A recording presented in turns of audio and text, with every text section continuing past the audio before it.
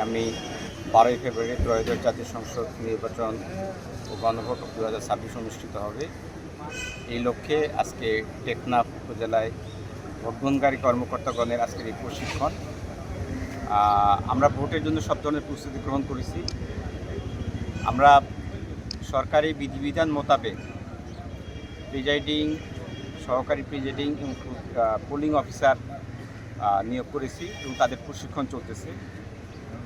আমরা সবচেয়ে দক্ষ, যোগ্য এবং নিরপেক্ষ কর্মকর্তাগণকে এই ভোট গ্রহণকারী কর্মকর্তা হিসেবে সিলেক্ট করেছি এবং তাদেরকে দিনব্যাপী প্রশিক্ষণ প্রদান করা হচ্ছে।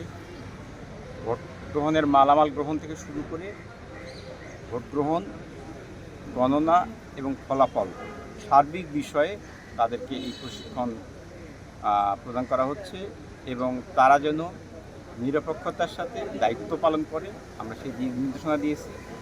আইনশৃঙ্খলা রক্ষাকারী বাহিনী সার্বিকভাবে কীভাবে সহায়তা করবে সব বিষয়গুলো তাদেরকে আমরা অবহিত করেছি।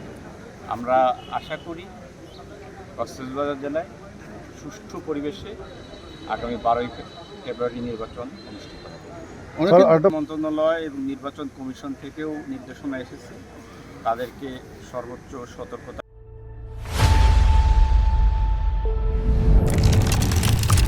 তার মধ্যে রাখার জন্য এবং সেভাবে আমরা প্রয়োজনীয় যে সংশ্লিষ্ট কর্তৃপক্ষ আছে তারা সেইভাবে ব্যবস্থা গ্রহণ করতেছে। অনেকে তো আমি কিন্তু বলেছি যে আমরা সবচেয়ে দক্ষ, যোগ্য নিরপেক্ষ কর্মকর্তাদেরকেই বাছাই করেছি। কাজে কারোর বিরুদ্ধে ওই ধরনের হওয়ার কথা না। আর নিরাপত্তার স্বার্থে আমরা প্রত্যেকটি ভোট কেন্দ্রে সিসি ক্যামেরা স্থাপন করেছি। এর বাইরেও পুলিশ সহ সকল আইনশৃঙ্খলা রক্ষাকারী বাহিনীর যারা সদস্য থাকবে তাদের বডি অন ক্যামেরা থাকবে। কাজেই সকল নিরাপত্তা নিশ্চিত হবে এটা আমি বিশ্বাস করি।